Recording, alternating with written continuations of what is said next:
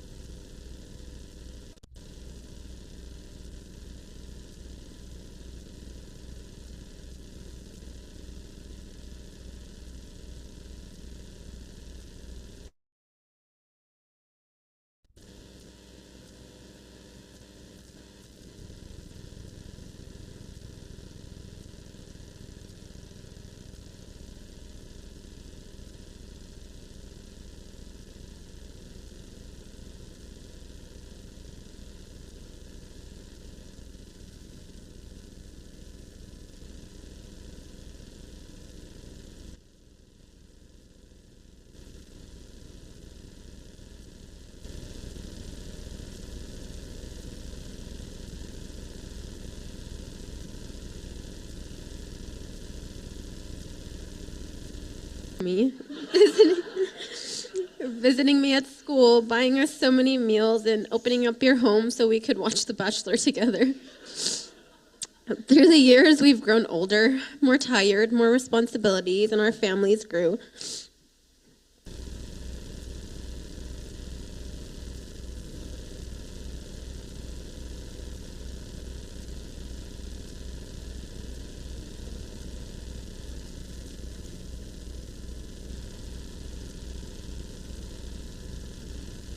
Missed most about our current house church, and honestly, my answer was you.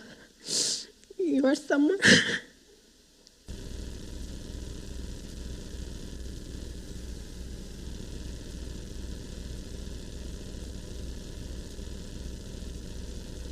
I on for comfort, someone that can lift my spirits, and someone I know just gets me.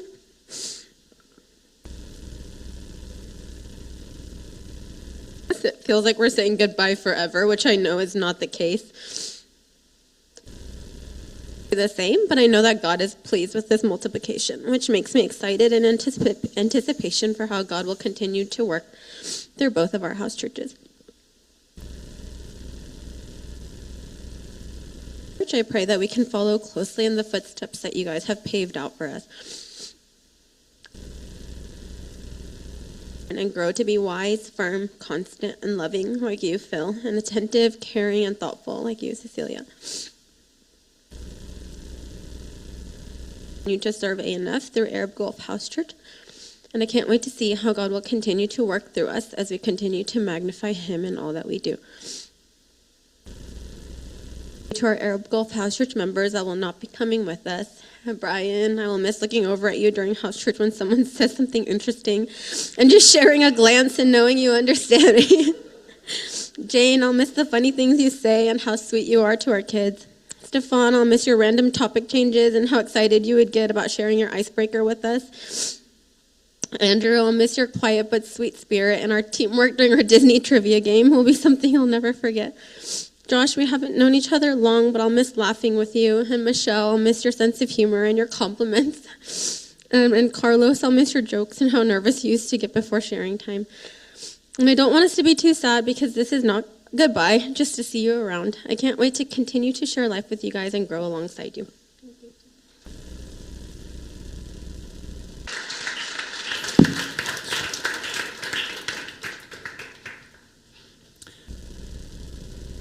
Cecilia, who has served faithfully for Arab Gulf House Church, so they will come and then they will share their testimony and letter of congratulations.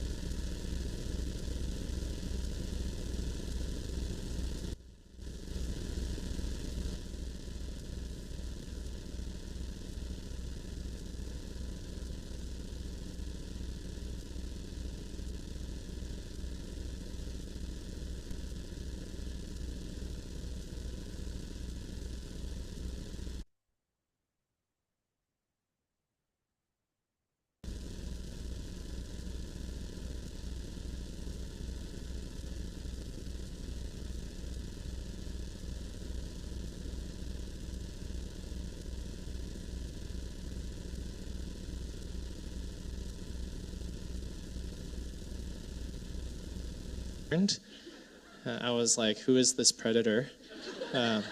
Preying on freshman Jean at Baylor.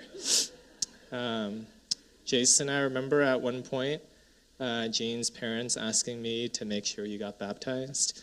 And not unlike today, where you are better at listening to your wife than the average husband, you made the decision to give your life to Christ and get baptized. And similar to Chris Kim's testimony recently about how he started coming to church because of Jamie, it was Jean who was a big part of bringing you to Christ when you had no background of having a relationship with God in an intimate way. And even though you only visited a few times when in town, I was the shepherd who got to be in there with you when you got baptized. And I'll never forget that. But it was not until years later, after you moved away and then back to Dallas, that I got to personally see how God was moving in you, slowly but surely. Because our house church's demographic, or our church in general, has a certain demographic or median age, I think even at 32, 33, people naturally look up to you and see this dentist with a beautiful family and nice house and beautiful new Lexus, and automatically think you have a perfect life. But we all know that no life is perfect, and we're all lost without Christ in the center of our relationships and families. And even good gifts can become distracting from the giver of it all. But it was only over the last few years doing house church together, I saw someone in you who really loves spending time with others and bringing people together. I could see your heart of love for people and how you wanted the best for them. Even when you were doing my root canal, I could see a different kind of tender love and care. You're better at getting people together than I am, and I know with that trait of wanting to be with people and spend time with them, Christ's love in you can always permeate in ways to bring them to know him better. And knowing this quality in you, and then seeing Jean over the last year have her heart refreshed, reminded, and recharged for God was one of the best memories I've had as your shepherd in house church. Jean, I've known you since you were in youth group at the Korean church next door when we were in South Irving. Being in the same house church later back then, it's crazy how from then to getting scooped up by an older predator college boy, we're here celebrating you guys becoming shepherds. We've had many memories being in a Korean-speaking house church back then, doing things as a house church when I was the only guy that felt uncomfortable for me, but I went along with at times. But one of the most distinct memories I have in being in the same house church together before you guys moved away for Jason's Air Force duties was God working on your heart then, as you shared with our house church the Bethel worship song Closer, and how you mentioned you were listening to the lyrics and moved by Jesus. Of course, life gets hectic when you get married and have a kid and another kid. With your duties as a mom and a wife, it gets easier to forget our most important identity as a child of God. But one of the best examples of how effective our church's model of 3 pillars in house church, corporate worship, and Bible study can be is that after you encourage to take Experiencing Life Bible Study, God really moved your heart again and reminded you of who he is to you and who you are in him. During that course, it was really amazing to see how I could see your heart changing week by week just through your house church sharing. You went from sharing more about Luca and Arden and their lives to sharing about how you were experiencing God personally and tangibly in your life. And I could see that first love for Christ in you coming back from a perspective where I got to see you in high school and college and to now. And while I was hopeful that class would be helpful for your spiritual life, God far exceeded my expectations in seeing how he met you where you were. And in true type A, straight A student fashion, you excelled in that class, meeting him again as well. And now I can't wait to see what God does through both of you as shepherds of this new house church. I can say this even though it's incredibly sad to have to go through multiplication, where there's a whole half of house church members we won't get to see every Friday after years of being together, where Isaac won't get to see his best friend Luca every Friday, or Arden being scared of me like a stranger every Friday. I'm reminded of the beauty of house church ministry. Religion in general can be appealing to people because it's believing in something bigger than yourself, and that's a beautiful thing. But house church is more than that. It fulfills the purpose we have been put on earth for. If this world and our lives aren't random occurrences, and God created everything, including us humans, in such an intricate and profound way, the only thing that makes remote sense to me is that he did it out of love, because he loved us and continues to love us.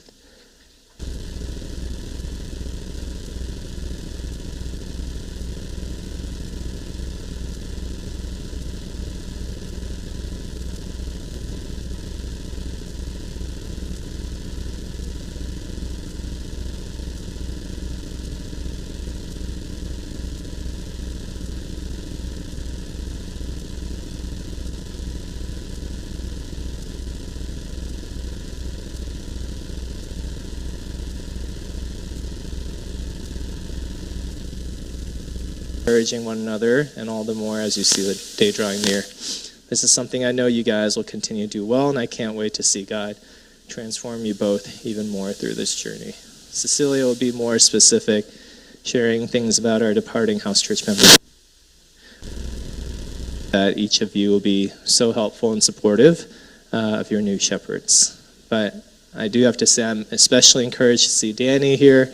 He just flew in from Korea this morning, and he may not come to church every Sunday, but the ones he does show up for, he makes it count. So congrats again, and enjoy the ride all together, regardless of how many ups and downs you face on this roller coaster as a house church. And we'll always be here if you want.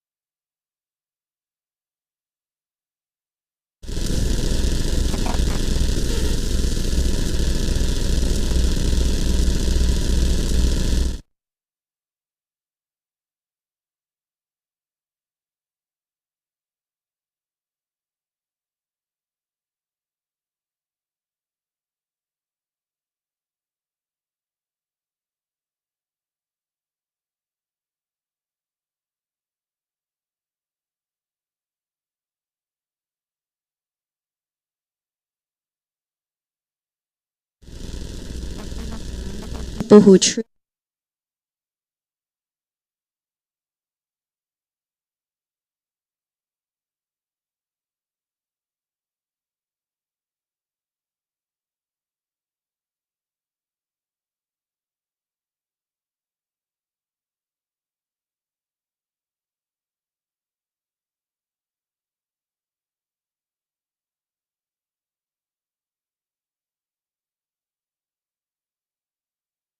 congregation would agree that you two are incredibly easy to love.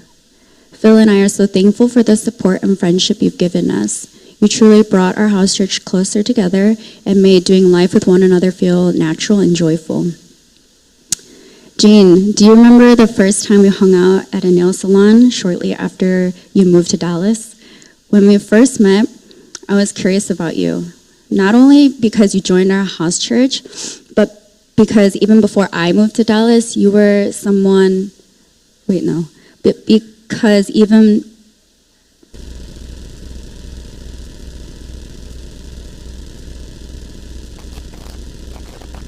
Dallas, you were someone Phil spoke about in such high regards. And actually, this is a secret side story. I don't know if I ever told you this, but the first Sunday you came to church after moving back to Dallas, Phil was so excited for me to meet you. He kept talking about you, like a lot, like multiple times. And he doesn't do that about a lot of people. So me, like, you know me, I'm not the jealous type, but seriously, I was like low-key getting jealous and was like, okay, seriously, Jean, I get it, you're excited, yay. So when I first met you, I was like, okay, so who is this Jean, right? But the rest is a blur.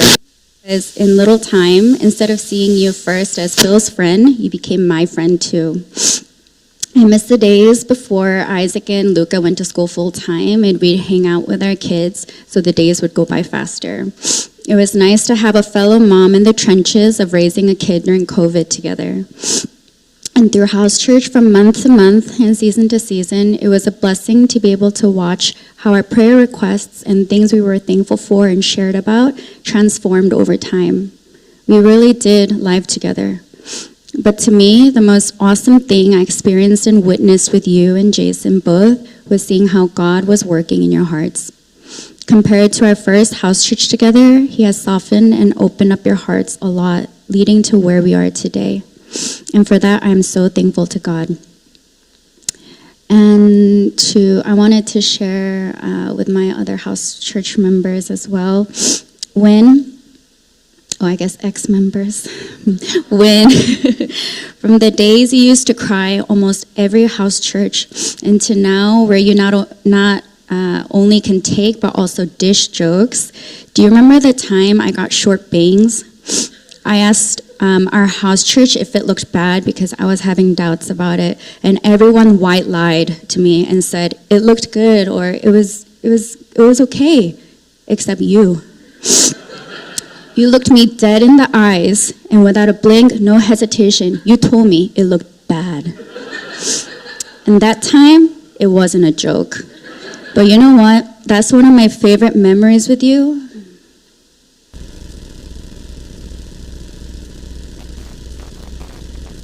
Enough love and trust that we can dish tough love without getting butthurt or taking it personally.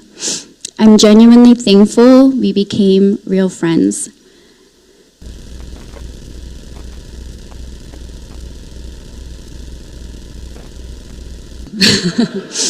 But also, I realize now you can go on the ANF Guinness records for, not that it exists, but for being a member of 3 house churches in less than 2 months.